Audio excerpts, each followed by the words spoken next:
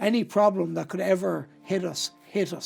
And we've had shareholder problems. It's been an incredibly difficult path that will test every fibre in your being. The Architects of Business on JOE, in partnership with the EY Entrepreneur of the Year programme, telling the inspirational stories behind Ireland's most successful entrepreneurs. Hello and welcome back to the Architects of Business on JOE, made in partnership with EY Entrepreneur of the Year, where you hear the inspirational stories of some of Ireland's most successful entrepreneurs. I'm your host, Sonya Lennon, and in today's episode, I'll be speaking with Gavan Walsh, founder and CEO of iCabbi. Founded in 2010, iCabbi brings technology and innovation to traditional taxi businesses. Gavan, thank you so much for coming in to the Architects of Business to tell us about iCabbi. And I suppose it makes sense, because you are not a consumer-facing product, to give us the elevator pitch. What does iCabbi do? Yeah, this is actually not so easy, but a time before people used to use apps to book taxis, they used to ring the local taxi companies. So that industry is still a very large global industry. And what our business is, we're a software company offering taxi companies the technology that they need to compete against new players like Uber that you're hearing about a lot in the papers and so on. So it's a logistics engine for them, basically? Yeah, effectively, yeah. We're a dispatch company. We provide consumer apps, and so the local taxi company can get a consumer app and they can get online booking, and we do lots and lots of products. So we have a big challenge in front of us. And do they white label it? Or They white label it, yeah, absolutely, okay. yeah. Very good, very good. And what percentage then of the global market is still held by these guys? Joe, it's a very difficult. We spend a lot of time trying to figure out. It's changing globally, like with the billions that are going into this industry in disrupting it. It's a very difficult kind of a statistic to get. But our market in the UK, for example, is still about 280,000 vehicles. Wow. In the US is probably similar. So there are core markets. We're in Canada as well. We're just entering Europe.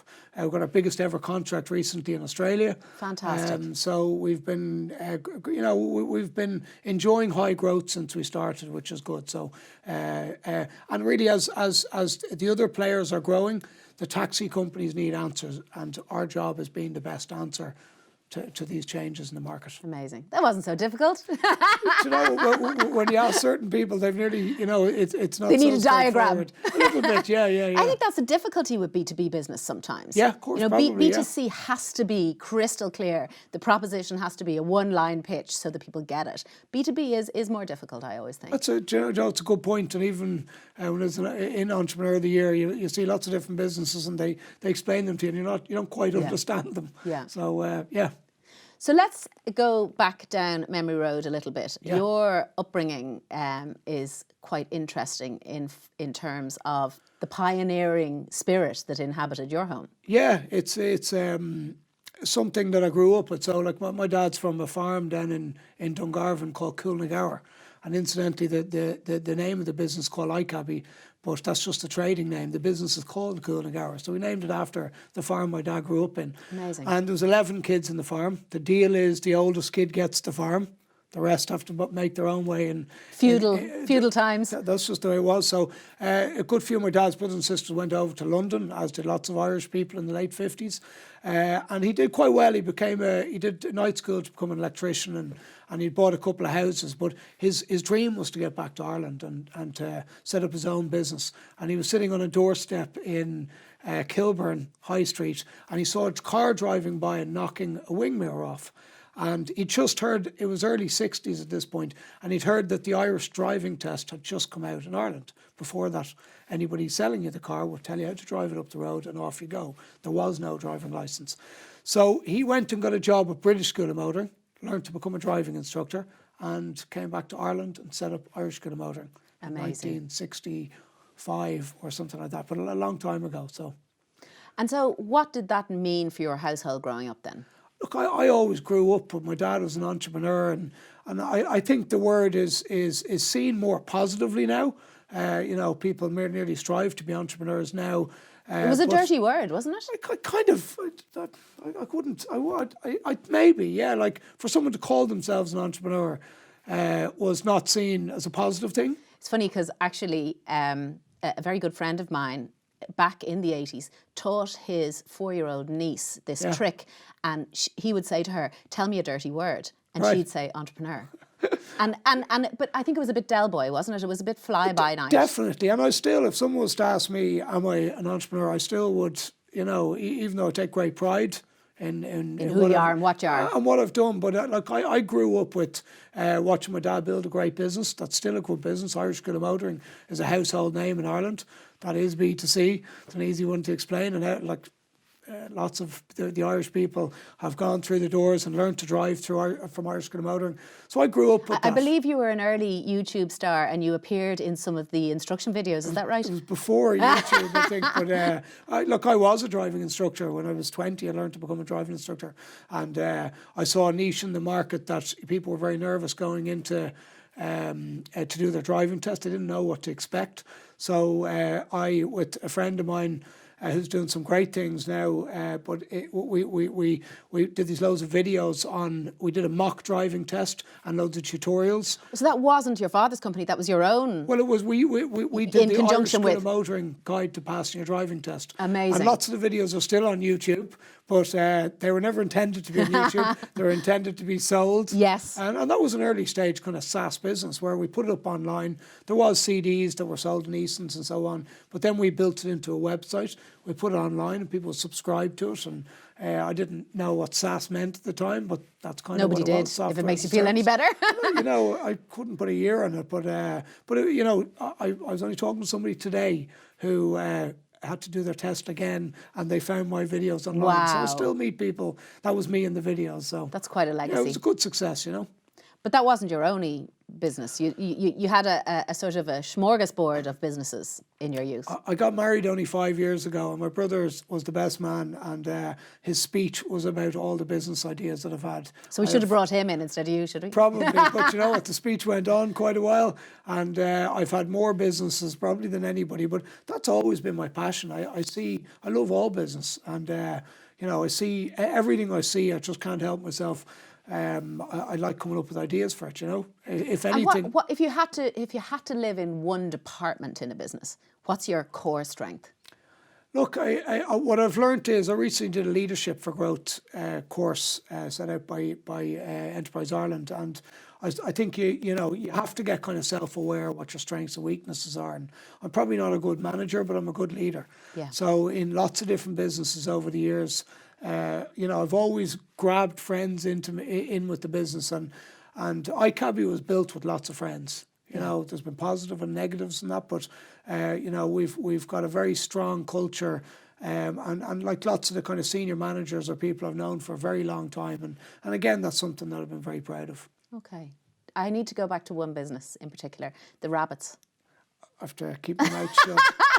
It was a very, very, very long time. I grew up in Sutton, and I went to school in St. Michael's, and we used to get the train over every day when I was probably, well, every day, but when I was 13, somebody told me we used to stop off in town and go into a pet shop, and somebody told me that you could make money from selling rabbits, and so I went home and asked my parents. How old were you at this stage? I'd say 13 maybe, or something like that, you know, but I went home and asked my parents, because we'd a guinea pig cage in the house. My sister got a guinea pig. There was no guinea pigs in it, but they died. But there was a cage anyway. that was an omen to begin with. But anyway. Yeah. Well, that's another story. But I asked them, could I get rabbits? They said, definitely not. Probably with some bad words thrown in there, but so I didn't listen to them, as I probably never did. And phase one was to get a boy rabbit and say male rabbit, and to say I love it. Phase one. Yeah, phase one. Yeah, and to say it was my friends. I was going to mind the rabbit, so they were cool with that. 2 weeks later, I set in motion phase two, which was getting a female no prizes. And anyway, what they say about rabbits is absolutely true. And within a number of short months, there was lots of rabbits in the garden. And I remember letting them out. We couldn't get them all into the hutch. And so the garden growing up was full of rabbits. You were not able to sell the rabbits. I certainly hadn't done You hadn't done your adequate pipeline research. work? Definitely hadn't. And one by one, the fox nailed every one of them. But you'd look out in our back garden and you'd see 2 dogs, and I think there was 9 rabbits just littering the garden. But it was a great sight for... but it was an early business venture that didn't work. There's been plenty of other ones, but that one certainly didn't work. There wasn't a market for it. Fair enough. Every day's a learning day, Gavin, you know. It is, yeah. I'm not sure what I learned there. So all these businesses going on, and that thirst is there. So maybe some failures, some successes. What happened then? This was all while you were in secondary school. So what were the decisions that followed leaving secondary school? Leaving, I kind of wanted to get into accountancy. I like numbers. I like money, but I like numbers. I went into a business degree, and it was up in Mountjoy Square, part of DIT. You get your degree from Trinity. And I was, first year I sailed through without going in at all. All of a sudden you get to college and nobody really telling you have to go in. I didn't go in. But I'd done all business subjects for the leaving cert, so I was able to sail through the first year of college. Second year went in, and it was getting to Christmas, and I hadn't been going in. But all the guys that I was kind of hanging out with, I remember going into one class, my first time going in, they all had notes and I didn't have anything. So I realised I was in trouble. So a cousin of mine had rang me, and they were saying, what have you got going for Christmas? I like to make money from different things. And they used to get a few Christmas trees and go door to door selling them to get some beer money for Christmas. So I thought that was kind of a good idea. Everyone around Sutton House had to go down to the local church and pick the Christmas tree, put it in the boot. Transportation issues. All these kind of things. So my father had trucks available to us and through Irish Good Motoring, and we got 400 Christmas trees from a field in Roscommon.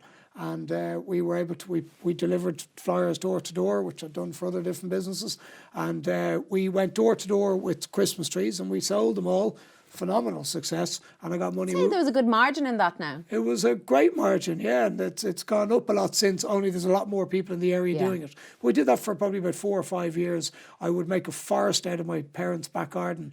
And where the rabbits used to live. Where the rabbits used to live, yeah. But it was a great business, and in a couple of weeks you could make a lot of money. So that was a great success, yeah. So while you were supposed to be learning the theory about money, you were kind of busier making it. Yeah, I lots and lots of QuickBook ideas. They weren't probably proper businesses from what I've learned now, but I would have. I was running nightclubs. Back the scene was people like going out and partying and so on. So I did. Young people don't do that anymore. Do they not? No, I just found out today. Not, yeah, either do I. But and there was some great. We ran some great nights, and then you ran some nights that were big failures, and so I learned a lot about. I learned bits and pieces about lots of different businesses. So tried lots of things. So what was the moment then? It's funny because when I interview entrepreneurs, there's definitely something around an embedding in a sector, an understanding. What you grow up with becomes the sort of the journey for the business, and obviously cars were in your blood and your DNA from your dad's business. What was the epiphany moment then with iCabbi? It was 10 years ago last month actually. Congratulations. And I was over in Portugal with my girlfriend. She's now my wife, and she was pregnant with my first child. I've now 4. But 4 or 5 congratulations in there. But yeah. And then there's a nice. I'll finish up a nice story. But we went out walking one day and we got badly lost, and we were about 4 or 5 hours out walking. I just got one of the first iPhones, and I used eventually when I thought of it, I used the map on the iPhone to see the road I needed to get to. But I had an idea that if I could see live taxis in the map on my phone, and then book one by pushing a button, it would solve my problem. So Imagine. That idea, which seems very obvious right now, was a very new concept at the time. And I remember the day I got home, I remember ringing my brother straight away about this idea. I was getting really excited about it. And it dragged me into what is probably one of the most exciting industries in the world. It's really how we move is changing. And so it's been a hell of a roller coaster of a ride. I was in Portugal just 3 weeks ago. We drove to the same area. It's 10 years exactly on. And I had my 9-year-old child taking a picture of myself, my wife outline. I mean, that was kind of that moment was just 3 weeks ago, really had a bit of a profound effect on me because so much has happened since. What that moment created has affected. We've 140 people in the business. We just completed 500 million bookings on the platform. We're operating. We've over 500 taxi companies. Our solution is in. So it's changed a lot of lives positively, and we've it's not been easy, but that moment has made a big impact on the taxi industry. And when you had that penny drop, was it at that point, was it a B2B solution or was it a consumer facing? It was a consumer facing, yeah. So I was still working for my father, doing any other business I could to try and get away from, end up staying because I wanted to do my own thing. But we started out as a B2C business, and we kind of tried that. It didn't really work for us. And where were the big players at this stage? Had they entered the market? There wasn't any big players, no. That was it. So you were pre all the Ubers and all these big businesses, yeah. So 2010, I think we launched in Dublin with 320 independent taxi drivers.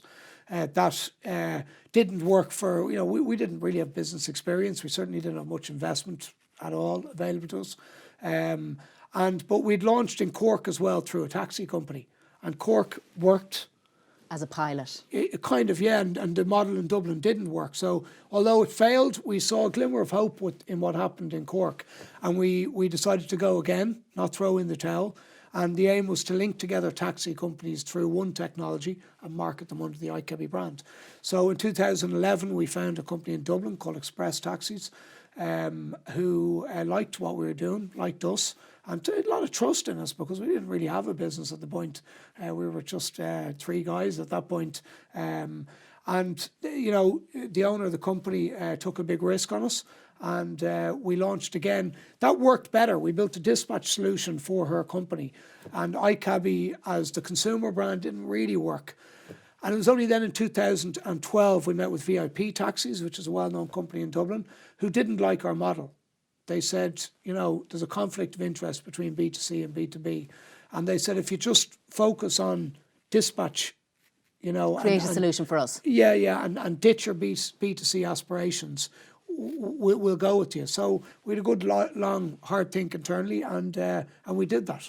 And that turned out to be, not everyone can be the Uber. So the flip side of the coin is the traditional taxi industry. Well, I know it wasn't all plain sailing. It wasn't an easy ride. We're going to take a short break. Okay. And after that, we're going to come back and talk tough times. Okay. The Architects of Business on JOE in partnership with the EY Entrepreneur of the Year programme. So you find yourself in a position where you have the beginnings of a business that's working. Yes. It took a few years. We were not fully engaged, if that's the word. We were all still only putting a toe in, committed. if you like. We hadn't fully committed, yeah. But in 2012, we signed a big customer now, and we started on the path to putting business plans together, getting into, looking to raise money and so on. It was late 2012 that we did raise some money. Got the big client VIP Taxis live. And so did they white label at that stage? It's always white label. So, so the name iCabbi will never see the light of day, which is unfortunate in a way.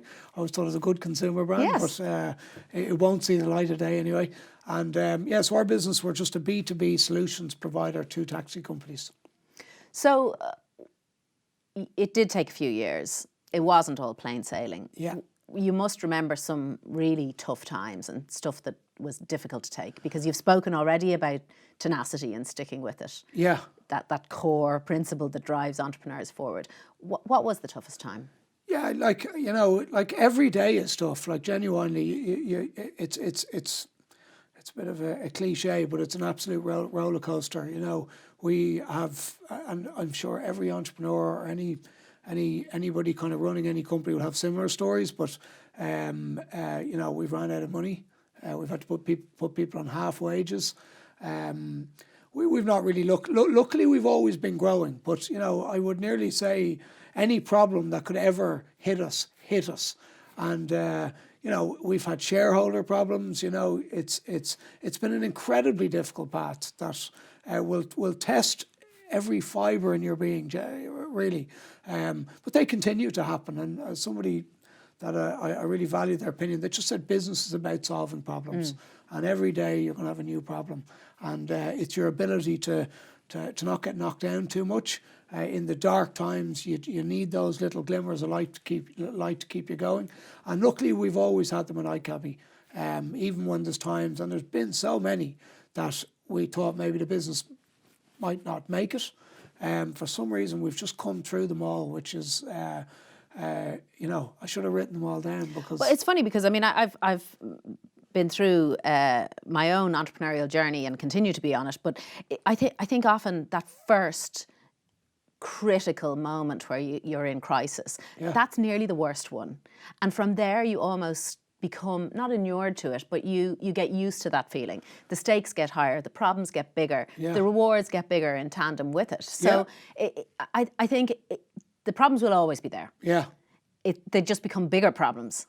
Yeah, and like you kind of think, like you said one thing there that you get used to. I'm not sure I do. I take everything quite personally, This business is my baby, and it's it's outside of family. It's just it's what I do, and making a success of it is everything to me. Yeah, So, and I suppose get used to them is not the right terminology. It's more that you have a mechanism to deal with them.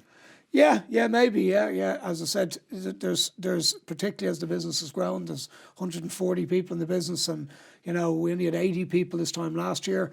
You get into, there's lots of people problems. There's just problems everywhere, and as CEO, my job is kind of, although you get a good team underneath you, my job is kind of dealing with problems. And most problems have two legs. They absolutely do. Well, I didn't say that, Yeah. So with all that in mind, and the kind of the roller coaster and the crisscross journey, you must be asked to mentor people. You must be asked for your advice all the time. What advice would you give to the many budding entrepreneurs who are watching this right now?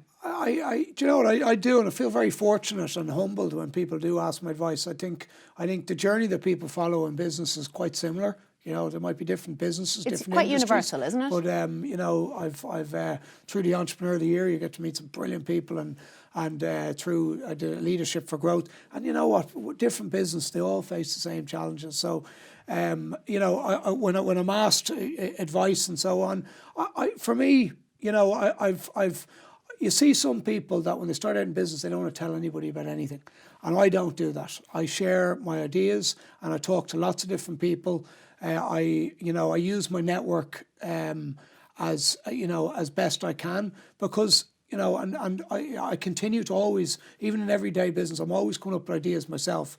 I continue to do that, and lots of them might not be good ideas, but the more people you talk to, and if they're trusted people, they will help elevate the good ones and help you push back the bad ones. So I think the main advice is, when you hear people coming up with different business ideas, and particularly in startups, the business might not be a good idea. And people who just are a bit further down the road in the business world can spot that a mile off. And I think, advice to people starting out in particular would be to, go look for that advice. I think people are willing to give it, and it can help you avoid lots of mistakes.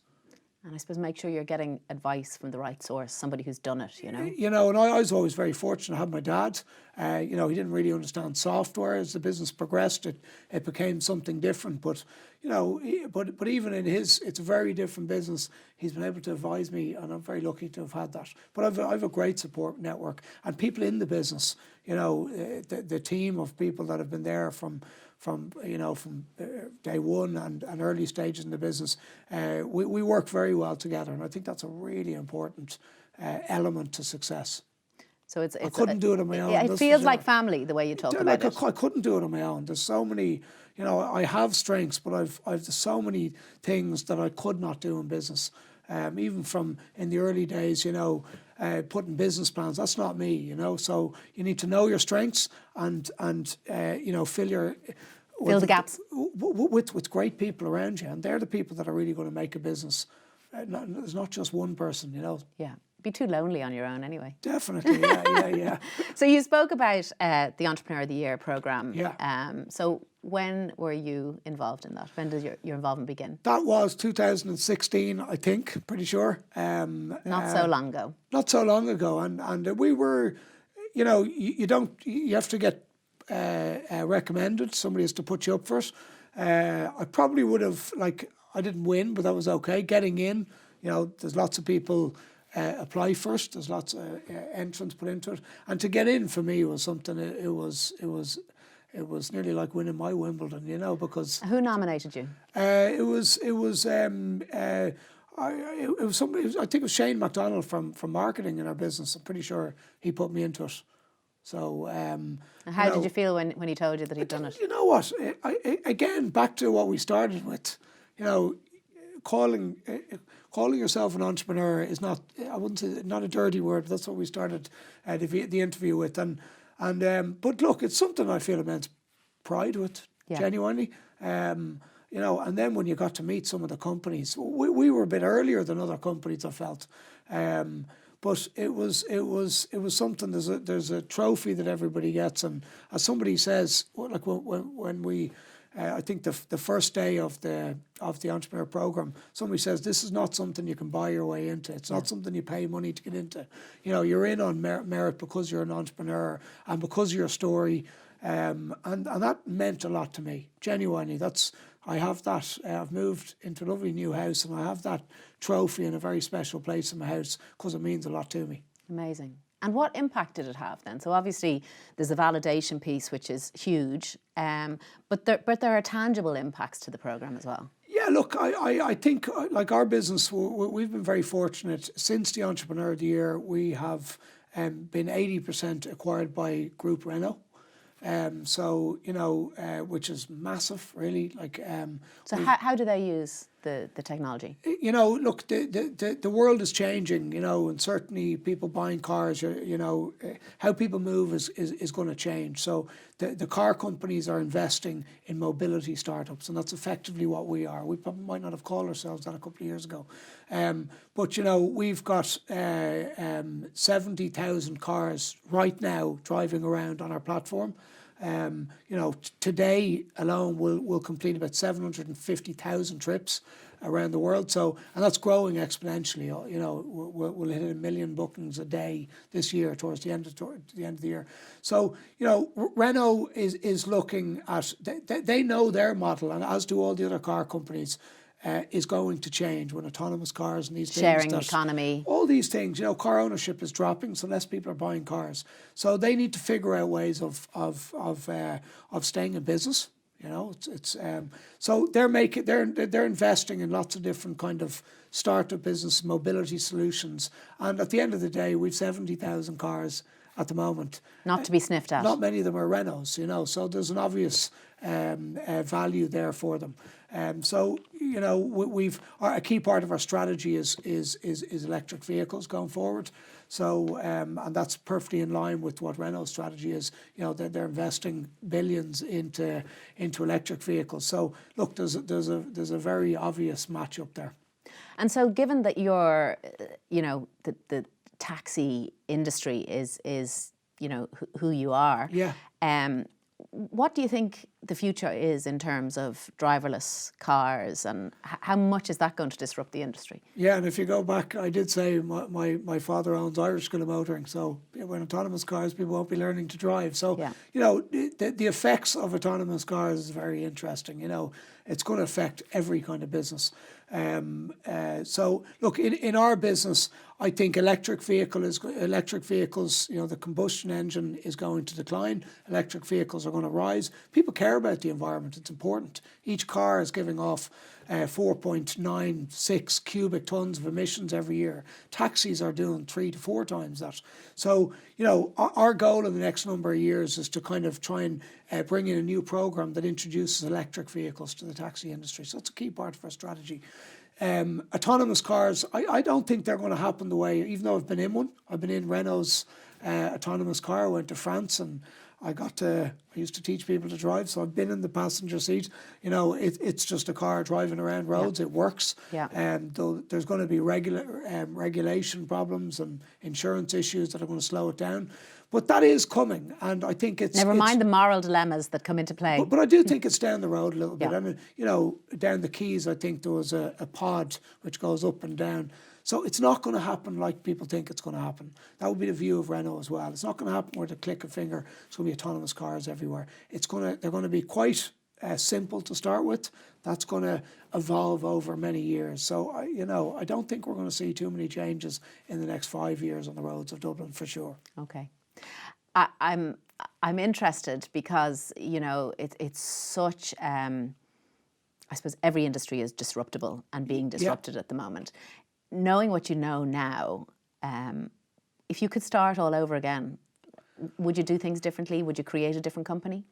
Look, I landed in probably one of the most exciting industries. You know, they think mobility as a service is going to be the highest growth areas in the world in the next 20 years. So that's pure excitement, and it's changing all the time. And our ideas for the business need to change because there's no blueprint for what the future looks like. So we need to keep thinking. So that plays into exactly what I like doing. You know, the only downside I would say about the business is a very mission critical business. You know, these systems have to stay working. You know, if they stop working, I mentioned we've 750,000 bookings a day. You know, that's mission critical. If that stops working, it's big, you know, problems. So, you know, if I was ever to go again, but that's not going to happen anytime in the near future. But you know, you might pick a less mission critical business. Okay. You know, because it's again a business that just cannot ever go down. You know, it's a difficult. It's a difficult thing on the mind. Absolutely. Yeah. And so, I suppose getting close to finishing up now. Yeah. What makes iCabbi successful? Definitely the team. You know, I've brought in so many good friends into the business. My dad always advised me not to work with friends. I did the complete opposite, but that's worked for me. And you know, particularly as the business has grown up, lots of those people have had to move into different roles. We've brought in more professional management. And really my job is it's another cliche, but my job is surrounding myself with people that just have really kind of done it before and been there before. That you can learn from as well. You can learn from, but what we need to do is keep that entrepreneurial spirit that made us who we are. And that's something that we've tried. It's difficult as a business gets bigger, but you know, all the team, there's kind of 6 original shareholders, if you like. We're all still there. We're all still working very hard to make sure that taxi companies are a key part in the future of mobility. So we're still very excited about the business because it can do great things. So that's a good, fortunate position to be in. It sure is. Gavin, thank you so much for coming in to join us on Architects of Business. Absolute pleasure. Absolutely. Thank you. Thanks for listening to Architects of Business on JOE, made in partnership with EY Entrepreneur of the Year. Thanks, of course, to the team here at Maximum Studios and to my guest, Gavan Walsh. If you haven't already done so, go right now and subscribe to get a brand new episode into your feed every 2 weeks for free. I'm Sonya Lennon. Thanks for tuning in.